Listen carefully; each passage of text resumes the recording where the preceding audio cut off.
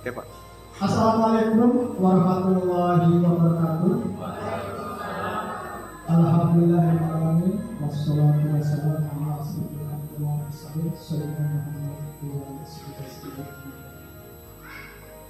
wa yang saya hormati Bapak juga Ibu peserta destinasi hari ini, berilah kita sama-sama panjatkan bersyukur kepada Allah Subhanahu wa Ta'ala bahwa pada hari ini kita dapat berkumpul bersama-sama dengan keadaan sehat walafiat.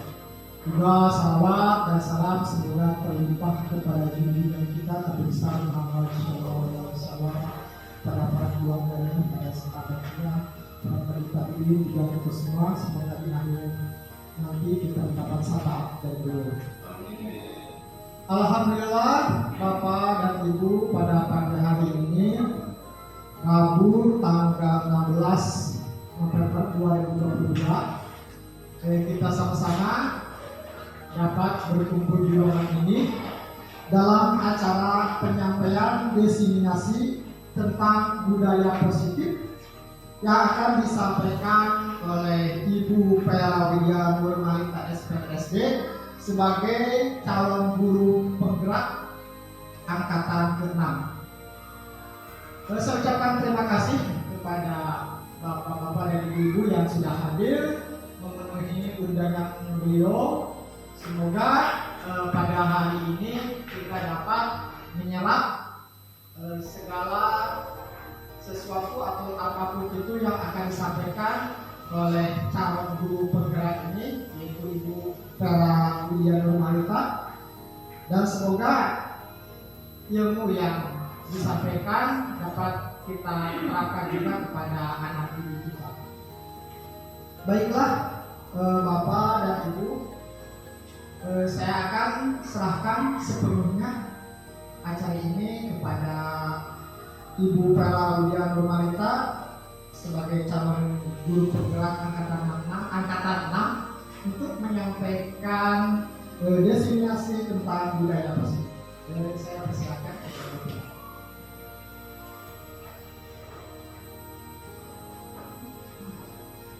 Bismillahirrahmanirrahim. Terima kasih kepada Bapak Kepala Sekolah yang telah membuka acara ini untuk saya untuk menyampaikan tentang diseminasi modul 1.4.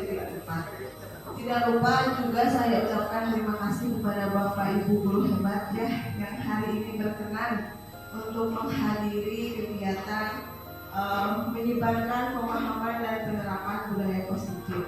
Nah, ini merupakan salah satu tugas saya sebagai CGP Angkatan 6 ini, ada tugas untuk menyebarkan pemahaman kami tentang budaya positif.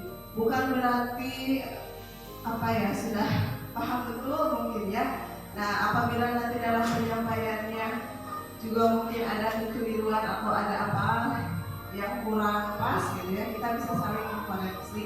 Intinya mungkin ini kita sharing saja ya Bapak Ibu ya. Kita sharing, apalagi kalau melihat materi sekarang sudah banyak di rumah ya, di dunia maya gitu ya, sudah banyak tersebar.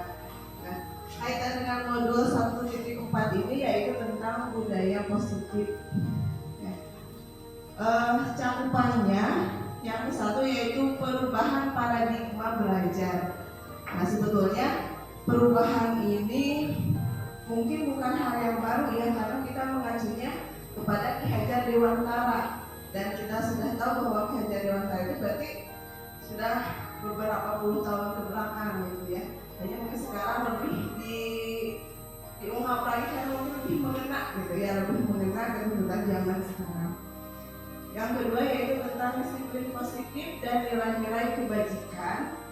Yang ketiga tentang motivasi, hukuman, dan penghargaan juga restitusi. Yang keempat tentang keyakinan kelas, lalu tentang kebutuhan dasar manusia, tentang posisi kontrol restitusi, dan juga tentang segitiga restitusi. Nah, ini cakupan yang kami pelajari di modul 1.4. Untuk selanjutnya yaitu filosofi pendidikan pendidikan menurut Ki Hajar Dewantara. Saya rasa ini tidak asing ya, sekarang kita sering mendengar. Tujuan pendidikan itu adalah menuntun segala kodrat yang ada pada anak-anak agar mereka dapat mencapai keselamatan dan kebahagiaan yang setinggi-tingginya, baik sebagai manusia maupun sebagai anggota masyarakat. Jadi intinya tugas kita itu adalah dari pendidikan tujuannya menuntun. Seperti apa Bapak Ibu kalau menuntun? Kalau misalkan kita menuntun anak, bagaimana? Dengan cara seperti apa yang suka kita lakukan? Gimana Bu? Mengarahkan, membimbing. Lalu ada paksaan nggak di situ kalau menuntun? Nah, seharusnya tidak ya, kita menuntun. Lamun budak zaman saya ketika anak kecil kita tuntun, kita mengikuti mereka, langkah kecil mereka kita ikuti gitu. Tidak harus langkah besar kita yang harus mereka turuti. Nah, jadi tugas kita itu sebagai pendidik adalah menuntun ya segala kodrat yang ada pada anak-anak. Harus kita sadari bahwa setiap anak itu punya kodrat yang berbeda. Ya, tidak akan ada anak yang sama, sekalipun kandung ya, mungkin anak bapak ibu ada 3, ada 2, itu pasti mempunyai kodrat yang berbeda. Begitupun dengan anak didik kita. Lalu filosofi yang kedua, pendidikan itu adalah untuk memerdekakan ya. Nah, memerdekakan di sini adalah bagian dari persatuan. Merdeka artinya tidak hanya terlepas dari perintah, akan tetapi juga cakap buat memerintah diri sendiri. Jadi intinya merdeka itu bukan lurje merdeka sakayana, nah bukan seperti itu. Tapi merdeka di sini mereka itu belajar atas perintah, atas keinginan dari dirinya sendiri. Nah, kita yang memfasilitasinya. Nah, di situ mungkin kata merdeka itu ya, jadi mereka dibiarkan belajar dengan potensi, dengan kodratnya yang ada ya. Nah, kita sebagai pendidik berarti harus bisa memfasilitasi itu ya. Nah, berawal dari situ ya, dari tentang filosofi Ki Hajar Dewantara ya, ini ada sedikit pembuka ya, judulnya Cobalah Buka. Nah, mari kepalkan salah satu tangan Anda ya, tangan kita ya Bapak. Bayangkan bahwa Anda menyimpan sesuatu yang sangat berharga ya. Namun berharga buat Berna, apa yang berharga buat Berna? Emas, berlian ya, atau misalkan keluarga ya. Nah, anggap di tangan kita ini tergenggam sesuatu yang sangat berharga buat kita. Nah, kemudian Anda perlu menjaga benda tersebut karena memang sangat berharga. Nah, tibalah teman Anda atau saudara Anda atau pihak lain. Cobalah buka tangan Anda. Nah, ada yang membuka, ada yang mengepal. Pak Atta, kenapa membuka? Cobalah buka, tangan Anda akan dibuka. Jadi dibuka. Berna, kenapa tidak dibuka? Sama korek. Ya, coba siapa yang mengepal? Ibu Teti kenapa mengepal? Tidak dibuka. Takut jatuh ya. Nah, di sini ketika ada perintah cobalah buka, tiap orang bagaimana? Dengan keinginannya, dengan kemauannya sendiri. Apakah mau membuka atau tidak? Itu kan berarti pilihannya ada di sendiri. Dalam arti lain bahwa kontrol seseorang untuk berbuat sesuatu itu bukan ada pada orang lain, tapi ada pada diri sendiri. Yang misalkan tadi ketika bertanya tetap saja digenggam walaupun orang lain disuruh buka. Kenapa? takut yang berharganya hilang. Nah seperti itu ya. Tapi kalau Pak kan disuruh buka saja. Nah sebetulnya walaupun Pak kan disuruh buka, tapi yang membiarkan Pak Atta buka tangannya siapa? Abdi Bapak. Jadi rajin bersedekah ya. Ya, jadi yang membiarkan kita berbuat sesuatu itu sebetulnya bukan orang lain, ya, tapi kontrol itu ada pada diri sendiri. Mungkin dari sini ya, bahwa yang memegang kendali atau kontrol itu bukan orang lain, tapi kita sendiri. Orang lain mungkin bisa saja mempengaruhi, orang lain bisa memberikan motivasi atau apapun itu, tapi semua pilihan kontrolnya ada pada diri kita masing-masing ya. Kita lanjut ya Bapak Ibu. Nah, dari teori kontrol ini dari Dr. William Glasser, katanya ada beberapa miskonsepsi. Yang ke satu, ilusi guru mengontrol murid. Ya, misal ketika kita menyuruh murid-murid untuk tidak berisik di kelas. Biasanya murid-murid bagaimana Bapak Ibu? Ribut. Ada yang menurut tidak? Ada. Nah, ya, jadi tetap. Jadi sebetulnya yang bisa mengontrol murid itu tindakannya adalah mereka sendiri mau menurut atau tidak. Ketika disuruh duduk, mereka kalau misalkan diri mereka mengatakan mau duduk, ya mereka akan duduk. Tapi ketika tidak, ya tetaplah beriringan ya, apalagi kalau di kelas bawah seperti itu dengan konsep anak itu senang bermain ya. Nah, yang kedua, ilusi bahwa semua penguatan positif efektif dan bermanfaat. Nah, ini hanya ilusi. Dalam artian tidak semua penguatan positif yang kita berikan kepada anak itu akan bermanfaat ya. Yang ketiga, ada juga bahwa kritik dan membuat orang merasa bersalah dapat menguatkan karakter. Membuat anak itu merasa bersalah. Misalkan ketika anak ada yang melanggar, ya, kita membiarkan anak itu supaya dia merasa bersalah. Tujuannya apa? Supaya tidak mengulang tentunya, ya. Nah, tapi di sini ternyata bahwa mengkritik dan membuat orang merasa bersalah itu sebetulnya tidak menguatkan karakter, bahkan itu cenderung membunuh karakter. Nah, ilusi yang keempat, bahwa orang dewasa memiliki hak untuk memaksa, ya. Nah, mungkin jangankan di sekolah, kadang di keluarga, saya sebagai orang tua, mungkin Bapak Ibu juga ya, kadang kita merasa berhak untuk memaksa anak, dalam artian anak harus menuruti semua peraturan, semua perintah saya, seperti itu. Nah, mungkin di sini sebetulnya tidak salah ya ketika kita menginginkan anak seperti ini, ya, seperti ini di murid. Kita juga ingin anak-anak seperti yang kita arahkan, gitu ya.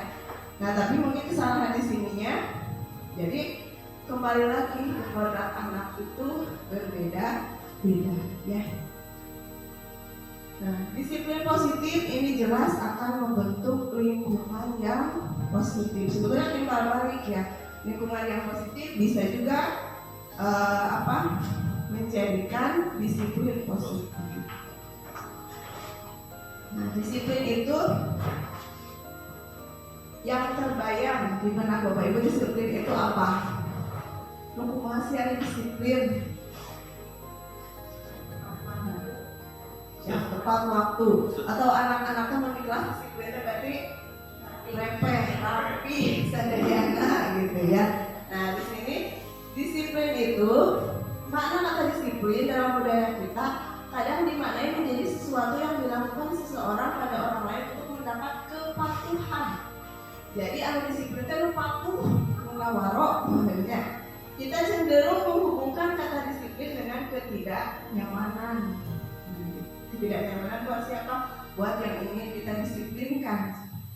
Nah, sebagai pendidik, tujuan kita adalah menciptakan anak-anak yang disiplin diri, sehingga mereka bisa berperilaku dengan mengacu pada nilai-nilai kebajikan universal dan memiliki motivasi intrinsik bukan ekstrinsik. Nah, mungkin di sini lebih berat ya, karena disiplin ini idealnya bahwa anak-anak itu berdisiplin karena motivasi intrinsik, motivasi dari dirinya sendiri, bukan karena takut oleh guru, bukan karena takut dihukum, ya, bukan, bahkan penghargaan pun harusnya tidak dijadikan motivasi oleh anak kita, ya, oleh anak didik kita, tapi betul-betul ada rasa tanggung jawab dari dalam dirinya untuk melaksanakan disiplin. Mungkin ini PR yang cukup berat juga ya, kadang kita dengan hukuman, dengan penghargaan itu menjadi sesuatu yang baik untuk anak-anak untuk menerapkan disiplin di sekolah. Nah, selanjutnya mengacu pada nilai-nilai kebajikan di sini. Nah, sekarang mengacunya pada profil belajar Pancasila ya, yang ada 6. Nah, ini acuan disiplin atau acuan budaya positif yang ada di sekolah, di lingkungan kelas kita ya. Selanjutnya ya, ini kaitan dengan motivasi perilaku manusia. Motivasi perilaku manusia itu ada 3 ya. Biasanya yang ke-1, kadang orang termotivasi untuk menghindari ketidaknyamanan atau hukuman, melakukan disiplin, mau melaksanakan tugas, motivasinya karena takut dihukum, siap dihukum ya.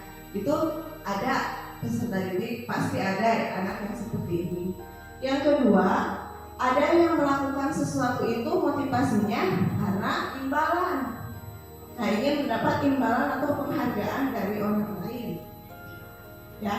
Nah, yang ketiga, ada perilaku manusia itu motivasinya karena ingin menjadi orang yang mereka inginkan dan menghargai diri sendiri dengan nilai yang mereka percaya ya. Nah, jadi di sini hikmah metodenya karena tidak ingin dihukum, yang kedua ingin mendapatkan penghargaan atau imbalan, dan yang ketiga berbuat sesuatu itu karena ingin menjadi yang mereka inginkan dan menghargai diri mereka sendiri. Tentunya mereka berbuat mereka yang inginkan itu dengan mengetahui nilai-nilai kebajikan. Nah, itu intinya.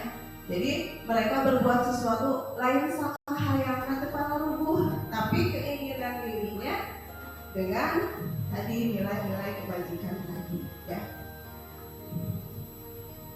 Nah, ini kaitan dengan hukuman, konsekuensi, dan restitusi. Kira-kira perbedaannya apa ya antara hukuman, konsekuensi, dan restitusi? Kami hukuman hukuman.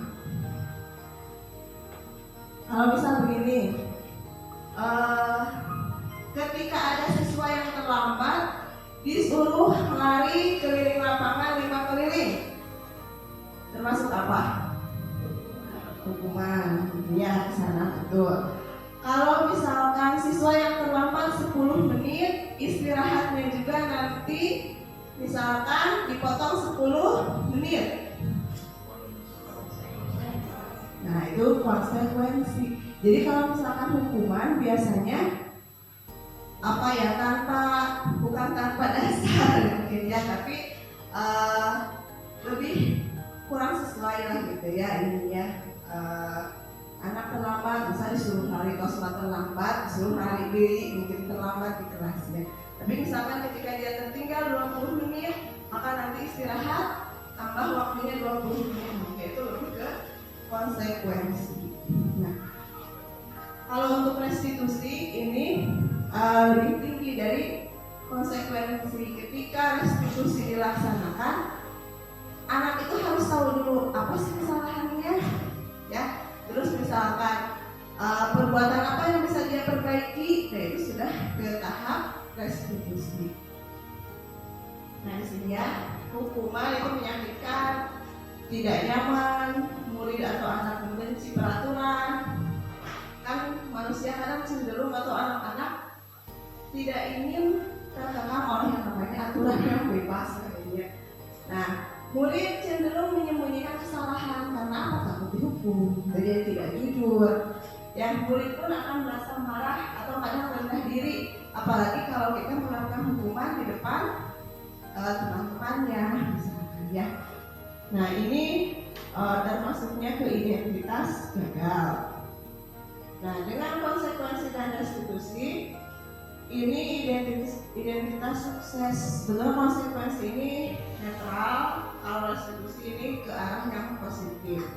Nah dengan konsekuensi ada penguatan jangka pendek. Biasanya konsekuensi ini dilaksanakan sudah ada pembicaraan dengan anak. Misalkan tadi, kalau misalkan telat 10 menit, istirahatnya nanti 10 menit. Kalau menumpahkan air berarti harus membersihkannya sendiri. Nah itu merupakan konsekuensi. Ya. Kalau restitusi ini adanya tanggung jawab atas perilakunya, belajar memecahkan masalah, murid atau anak menghargai dirinya dan orang lain, dan ini restitusi ini dijual oleh anak, oleh murid, ya, dengan adanya nanti keyakinan kelas di sini, ya. Nah, jadi di sini restitusi ini proses kolaborasi yang mengajarkan murid untuk mencari solusi dari masalah, membantu murid berpikir tentang orang seperti apa yang mereka inginkan, dan bagaimana mereka harus memperlakukan orang lain. Jadi lebih mendalam hal restitusi. Nah, perbedaan di sini contoh kasusnya. Ketika siswa tidak mengerjakan PR, hukuman, guru marah. Guru menghukum murid tidak berjemur sampai jam 12 siang, misalkan. Nah, itu berarti hukuman. Kalau konsekuensi, guru tegas. Guru memberikan konsekuensi murid mengerjakan PR saat istirahat. Berarti kan yang ini mah PR tidak dikerjakan, pelajaran hari itu pun tertinggal. Tapi dengan konsekuensi PR yang tidak dikerjakan terselesaikan dengan tadi jam istirahatnya terkurangi. Gitu. Kalau restitusi menanyakan dulu keyakinan kelas. Ya, keyakinan kelasnya itu seperti apa? Nanti kita bahas ya. Lalu membantu murid menyelesaikan masalahnya. Nah, itu bagian dari restitusi. Nah, lalu keyakinan kelas itu dari tadi ada keyakinan kelas. Seperti apa keyakinan kelas itu? Kenapa tidak peraturan saja? Atau yang biasa tata tertib? Ya, tata tertib kelas, peraturan kelas. Kenapa ini harus keyakinan kelas? Ya, nah di sini ada contohnya dicontohkan. Mengapa kita memiliki peraturan tentang penggunaan helm pada saat mengendarai kendaraan roda 2 atau motor? Nah, ingin bertanya dulu, Pak Yudi sama helm, kenapa? Untuk mentaati peraturan. Pak Dede sama helm, menjaga keamanan ya. Pak Dede sama helm, apa tujuannya? Untuk menjaga keselamatan, menjaga keamanan. Mungkin ada juga tahsin ditilang, ya. Nah, ini seperti ini peraturan ini sudah menjadikan keyakinan tidak bagi Pak Yudi apa untuk keamanan. Padahal sudah yakin bahwa memakai helm untuk kenyamanan, untuk keselamatan. Nah, ya, itu berarti sudah yakin. Kalau yakin untuk keselamatan, mau ada polisi, mau hente, berarti dikumaha dipakai. Nah, itu karena apa? Sudah yakin bahwa helm agar selamat, itu ya, bukan untuk tidak ditilang. Ya. Terus yang kedua, mengapa kita memiliki peraturan tentang penggunaan masker dan mencuci tangan setiap saat? Kenapa? Takut ketularan penyakit. Ya, berarti karena alasan apa? Kesehatan. Ya. Nah, keyakinan kelas ini mengacu pada itu, keadaan keselamatan dan juga kesehatan. Ya, kita meyakini sesuatu itu karena adanya itu, ingin selamat, sehat, ya, bukan karena takut apa-apa, bukan karena takut hukuman, takut pikiran, tapi memang yakin dari diri sendiri. Walaupun sekarang mencuci tangan tetap suka corona, ya kadang berumahnya dari mana-mana cuci tangan tuh pakai sabun bersih, ya. Nah ini walaupun penggunaan masker sekarang sudah mulai ya sudah mulai berkurang. Nah ini kegiatan kelas saya waktu itu ketika membuat keyakinan kelas, berdiskusi dulu dengan anak-anak tentang peraturan. Biasanya kan kita yang ada di kelas peraturan ya. Nah dari sana ketika memberikan ke anak keyakinan, diberikan selembar kertas waktu itu untuk merumuskan peraturan menjadi keyakinan kelas kami, dan yang terakhirnya menempelkan keyakinan kelas. Nah, jadi ketika ada anak yang berbuat sesuatu yang di luar keyakinan, kita ingat apa keyakinan kelas yang sudah kita buat. Jadi pentingnya melibatkan peserta didik dalam membuat keyakinan kelas ini seperti itu. Ya. Jadi ketika anak ada yang istilahnya melenceng, melanggar, kita kembalikan ke keyakinan kelasnya. Nah, lalu keyakinan kelas ini bagaimana di kelas masing-masing bangga, itu tergantung kita dengan anak-anak didik kita tetap mengajunya pada nilai-nilai kebajikan yang tadi ya. Nah ini pembentukan keyakinan lebih abstrak dari peraturan, dibuat dalam bentuk positif. Jangan negatif, misalkan tidak boleh membuang sampah tidak boleh membuang sampah sembarangan, jadi itu negatif. Tapi dibuatnya buanglah sampah pada tempatnya. Terus berupa pernyataan yang universal. Nah, kalau tata tertib biasanya lebih spesifik, sebetulnya keyakinan kelas ini lebih universal. Misalnya keyakinan kelas saling menghargai antar teman. Nah itu salah satu contoh keyakinan kelas yang ada di kelas kami. Jadi ketika anak-anak misalkan silih sebutan atau apa, ya itu kan berarti bagian ke sana. Keyakinan kelas ada yang dilanggar nggak keyakinan kelasnya?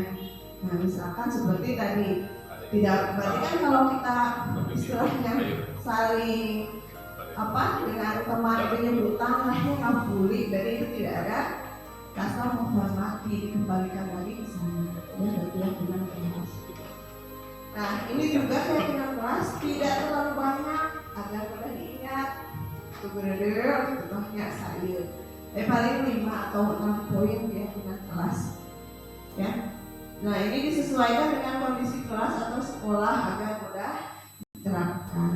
Dan yang terakhir melibatkan semua warga sekolah dalam membuatnya. Kalau di kelas berarti kita libatkan siswa-siswa kita dalam membuat keyakinan kelas. Jadi mereka pun ketika menaati ketika di kelas itu sudah ada idealnya, keyakinan kelas ini memang sudah ada dari diri mereka, tapi bukan proses yang mudah ya Bapak Ibu. Ketika kita misalkan ingin anak-anak berbuat itu betul-betul motivasinya itu dari dirinya sendiri, tetap kita banyak campur tangan dari seorang didik ya, apalagi di tingkat dasar. Pembentukan karakter, motivasinya juga ada. Kalau di kelas bawah ya tadi Pak cenderung ingin hadiah, ingin imbalan gitu ya. Masih jarang yang memang anak itu belajar sungguh-sungguh menerapkan disiplin karena dirinya sendiri gitu, itu masih sangat jarang. Berarti PR buat saya ya, buat kita. Yang berikutnya tentang kebutuhan dasar manusia. Nah, saya sempat menyebarkan pamflet kalau di sini ya tentang kebutuhan dasar manusia. Seseorang melanggar, seseorang melakukan sesuatu yang di luar dari keyakinan kelas, sebetulnya itu bahwa tujuannya itu adalah untuk memenuhi kebutuhannya. Ya. Seseorang berbuat sesuatu itu karena atas dasarnya itu ingin memenuhi kebutuhan.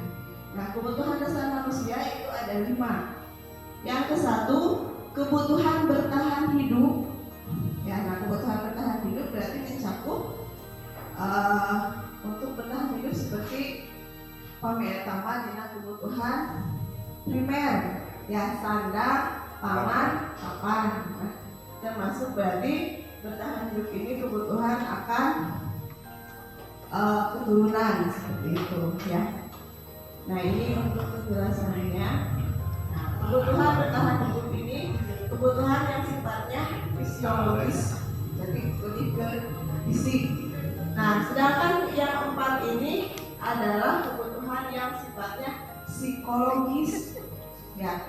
Nah, yang kedua ada kasih sayang dan rasa diterima. Ini menjadi kebutuhan dasar manusia ya.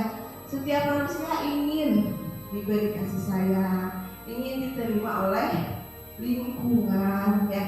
Nah, mungkin ketika anak didik kita kurang mendapatkan kasih sayang atau oleh temannya tidak terlalu diajak dalam bermain, nah ini pasti akan ada sesuatu yang dia lakukan yang di luar ada keyakinan keras, di luar yang positif, atau istilahnya dia melakukan hal-hal yang negatif. Karena apa? Karena kebutuhan dasarnya tidak terpenuhi ya. Nah, yang ketiga, kebutuhan dasar manusia itu ada yang namanya penguasaan ya. Nah, ini kaitannya dengan kekuatan untuk mencapai sesuatu, ingin menjadi kompeten ya. Nah, ingin menjadi terampil, lalu diakui atas prestasi, didengar. Nah, ini adalah kebutuhan dasar manusia kaitan dengan penguasaan. Yang keempat, kebutuhan dasar manusia itu adalah kebebasan. Nah, kebebasan untuk apa? Untuk kemandirian ya, otonomi, memiliki pilihan dan mampu mengendalikan arah hidup seseorang. Nah, ini kebutuhan dasar yang berkaitan dengan kebebasan. Dan kebutuhan dasar yang kelima yaitu kesenangan ya. Kebutuhan untuk mencari kesenangan, bermain dan tertawa. Nah, ini menjadi 5 kebutuhan dasar manusia. Apabila salah satu kebutuhan ini tidak terpenuhi, nah biasanya berarti ada tindakan negatif yang bisa dilakukan seseorang, termasuk murid-murid kita di kelas. Mungkin ketika anak itu yang menurut kita bandel atau bikin ulah udah teh, nah mungkin ada kebutuhan dasarnya yang tidak terpenuhi ya. Nah, ini kaitan dengan 5 posisi kontrol. Nah, kita sebagai guru ya, walaupun kita tidak bisa mengontrol perilaku orang lain, sebetulnya bukan hanya sebagai guru ya, kita sebagai manusia itu tidak bisa sepenuhnya mengontrol orang lain. Nah, kita itu ada 5 posisi. Yang ke-1 ada posisi kontrol, itu berusaha mengkontrol orang lain dengan posisi penghukum ya. Yang kedua ada yang berusaha mengontrol orang lain itu dengan posisinya pembuat rasa bersalah ya. Jadi Bapak teh supaya Bapak tuh merasa bersalah tindakannya itu supaya tidak mengulangi tujuannya mah sebetulnya ya.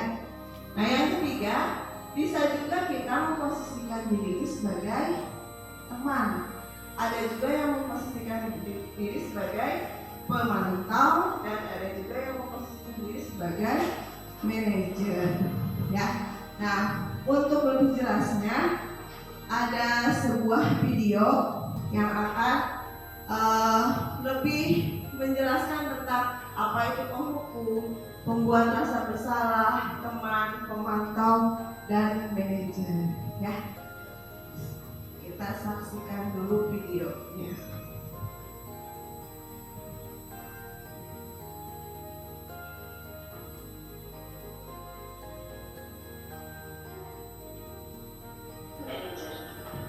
Untuk lebih memahami kelima posisi tersebut, mari kita saksikan kasus Nael yang terlambat hampir 20 menit di sekolah dan melihat bagaimana kelima posisi kontrol dalam menghadapi masalah tersebut.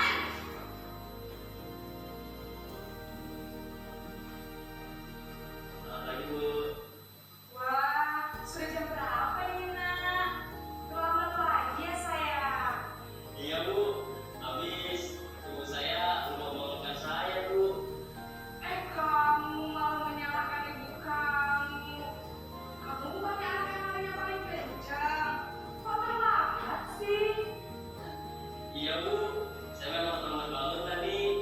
Jadi biar saya kencang, tetap nggak kencang Bu. Ya sudah sana, nanti lain kali larinya lebih kenceng lagi ya, biar gak terlambat lagi. Bikin seneng ibu, demi ibu, bisa kan? Bisa Bu. Ya sudah sana masuk kelas, ibu beresin urusan absen kamu. Kamu ini ada-ada saja.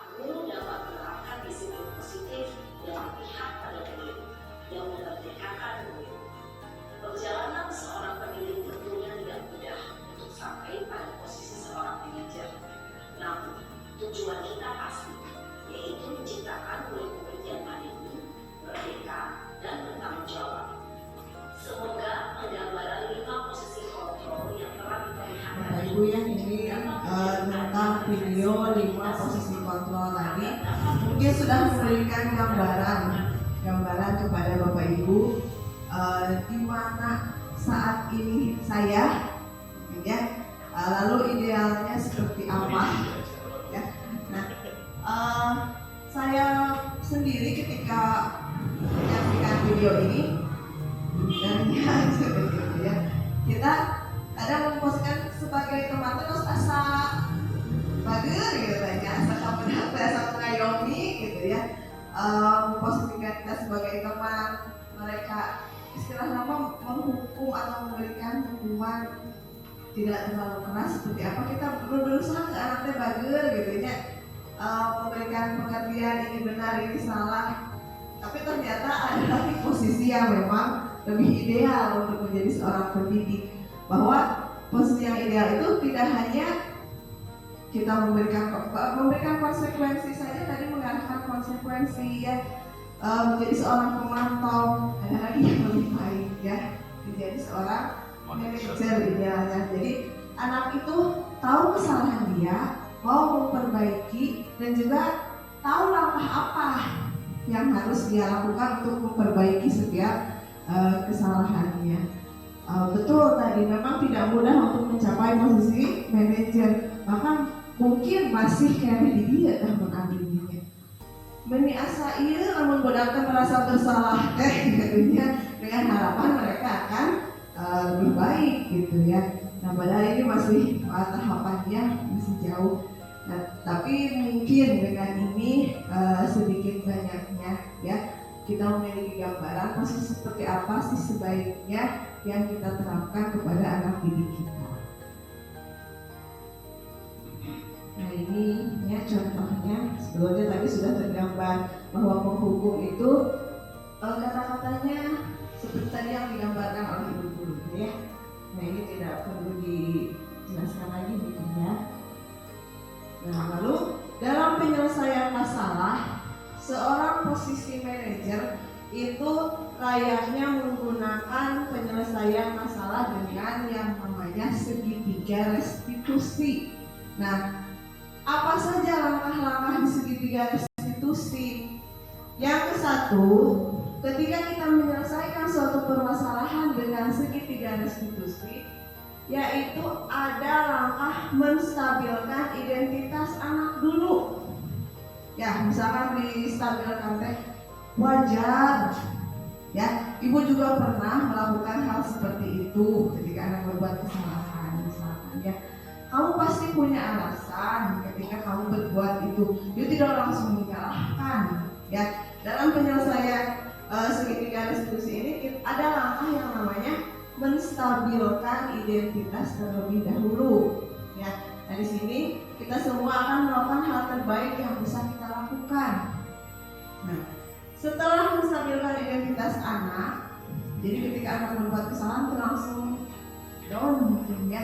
Nah, ada yang kedua, validasi tindakan yang salah. Menanyakan alasannya. Sebuah perilaku pasti punya alasan. Nah, ketika anak teh, sebenarnya setiap orang melakukan sesuatu itu pasti ada alasannya. Nah, kita pahami dulu, kita tanya dulu apa sih alasan mereka berbuat seperti itu. Nah, dan yang ketiga, menanyakan keyakinan. Seperti tadi ya yang dicontohkan. Keyakinan apa yang sudah kamu langgar? Misalkannya.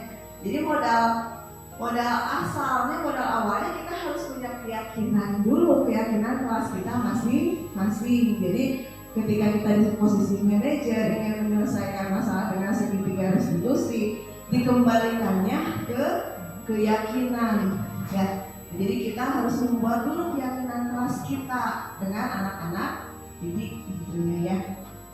Nah, ini langkah-langkah segitiga restitusi dalam penyelesaian masalah, sehingga anak itu menstabilkan identitas di sini tujuannya supaya anak itu netral saja, stabil identitasnya, tidak jadi tadi merasa dirinya sangat bersalah ya atau down, tapi dengan stabilnya identitas dia akan tahu oh kesalahan saya ini ya. Terus misalkan untuk menyelesaikannya saya harus seperti apa. Nah, ini dalam kasus atau menangani kasus dengan segitiga restitusi. Nah, ini untuk budaya positif dari awal sampai ke akhir. akhir berarti ya, sampai ke penyelesaian masalah dengan menggunakan segitiga restitusi, dan posisi kita berarti di posisi idealnya sebagai manajer ya. Tentu sekali kita akan ada di posisi sebagai teman atau sebagai pemantau ya. Mudah-mudahan tidak menjadi penghukum ataupun membuat rasa bersalah, karena itu bisa menggagalkan identitas seseorang ya. Nah mungkin Bapak Ibu itu saja yang saya sampaikan kaitan dengan modul 1.4 tentang budaya positif. Barangkali ada tanggapan atau pertanyaan, kita sharing ya. Ada tidak? Kalau tidak ada berarti sudah cukup ya. Terima kasih atas perhatian Bapak Ibu. Semoga apa yang saya sampaikan sedikit banyaknya ada manfaatnya, dan mudah-mudahan bisa kita laksanakan, bisa kita terapkan ke anak didik kita ya. Akhir kata, wassalamualaikum warahmatullahi wabarakatuh. Waalaikumsalam.